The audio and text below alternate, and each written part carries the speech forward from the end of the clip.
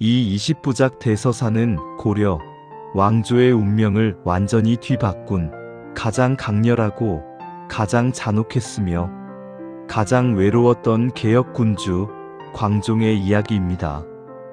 지난 14부 우리는 왕자를 탐한 외척 이자겸이 자신의 왕권을 되찾으려는 국왕인종의 계획을 사전에 발각하고 신복 척준경을 동원하여 고려 왕궁을 불태우며 인종마저 감금하는 충격적인 이자겸의 난 발발 현장을 보았습니다. 불타는 고려 왕궁 속에서 인종은 외척의 소나기에 갇힌 무기력한 꼭두각시 왕에 불과했습니다. 광종이 피로 다져놓은 강력한 왕권은 풍전등화의 위기에 처했고 고려 왕실의 운명은 바닥까지 추락하는 듯 했습니다. 이자겸의 탐욕스러운 절대 권력은 하늘을 찌를 듯 했고 누구도 감히 그에게 맞설 수 있는 자가 없는 절망 그 자체였습니다. 왕자는 이미 이자겸의 것이나 다름없었고 인종에게는 오직 절망적인 고독과 무력감만이 남아있는 듯 했습니다. 오늘 우리는 그 위대한 변혁의 15번째 막을 열며 이자겸의 자택에 감금당한 인종이 아내인 문정왕후의 기지와 담대함을 통해 이자겸의 가장 충직한 신복 척준경을 회유하는 극적인 심리게임의 현장, 왕을 지키기 위해 목숨을 건 왕후의 진심과 인종의 비범한 결단력, 그리고 권력의 정점에서 배신당한 이자겸이 허망하게 무너져 내리며 인종이 왕권을 다시 되찾는 피의 역전극과 그 역사적 의미를 스릴과 박진감 넘치게 추적할 것입니다. 불가능을 가능케 한 고려 왕실의 대반전이 지금부터 펼쳐집니다. 이자겸의 난 이후 국왕인종은 자신의 외할아버지이자 장인인 이자겸의 자택에 감금당한 채 명목상 왕의 자리조차 지키기 힘든 무력한 신세가 되었습니다. 이자겸의 권력은 하늘을 찌를 듯했고 그의 야심은 이제 고려의 왕자를 향해 직접적으로 드러났습니다. 고려는 외척의 전횡 아래 국가 운영의 기반이 뿌리째 흔들리는 초유의 위기에 처했습니다. 광종이 피로써 세웠던 강력한 왕권은 암흑기를 맞이한 듯 했습니다.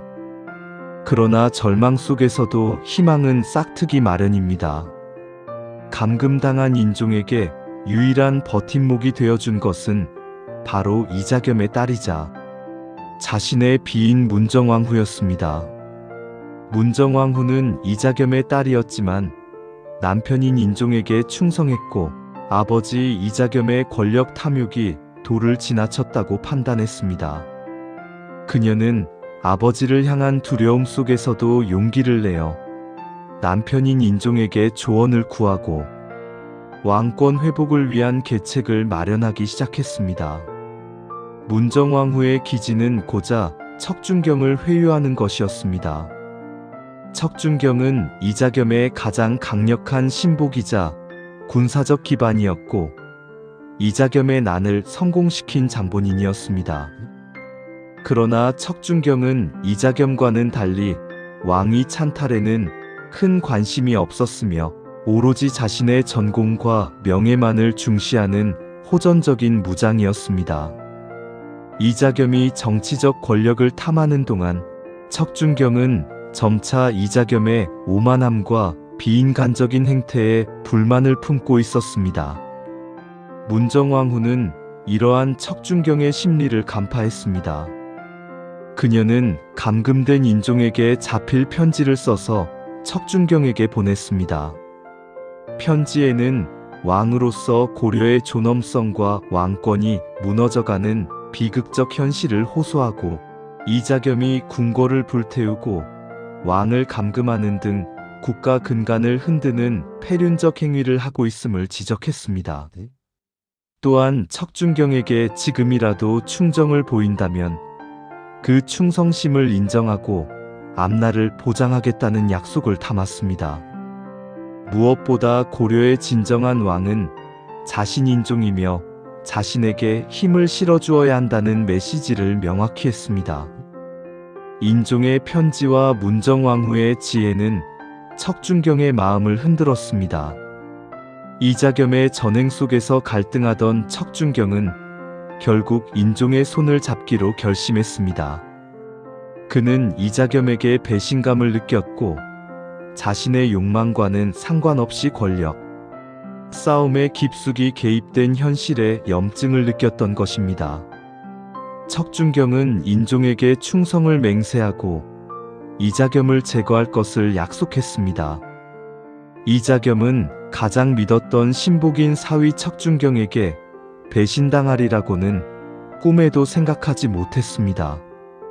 1126년 음력 5월, 척준경은 이자겸의 군대를 이끌고 이자겸의 세력을 공격했습니다.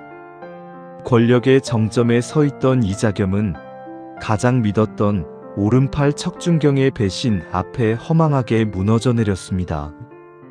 그의 아들들과 신복들은 척준경의 칼 아래 쓰러졌고 이자겸은 결국 인종의 손에 붙잡혀 강진으로 귀양 갔다가 그곳에서 최후를 맞았습니다. 고려 왕실을 뒤흔들었던 이자겸의 난은 이자겸의 허망한 몰락으로 종결되었습니다. 이자겸의 난의 진압 성공은 절대적인 절망 속에서 왕권을 되찾은 극적인 역전극이었습니다. 광종이 피의 숙청으로 다져놓은 강력한 왕권은 다시 인종의 손으로 돌아왔습니다.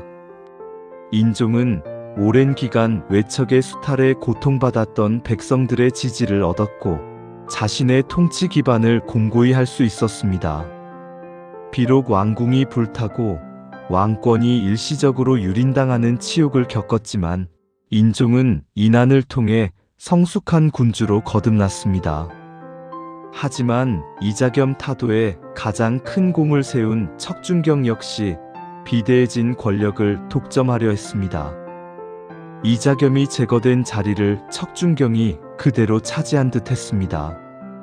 인종은 강력한 외척 세력을 물리쳤지만 왕권 회복의 가장 큰 조력자였던 척준경을 다시 어떻게 처리해야 할지 고민해야 했습니다. 고려 왕실의 평화는 아직 멀리 있었습니다.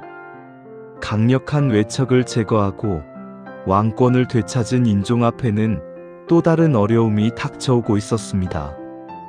광종 피의 황제, 고려를 다시 세우다.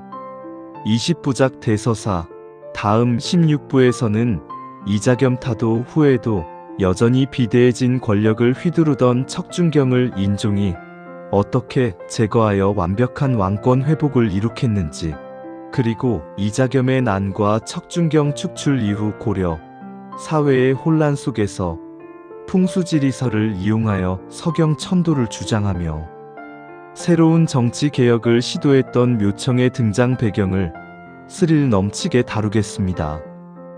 긴 시간 함께 해주셔서 감사합니다.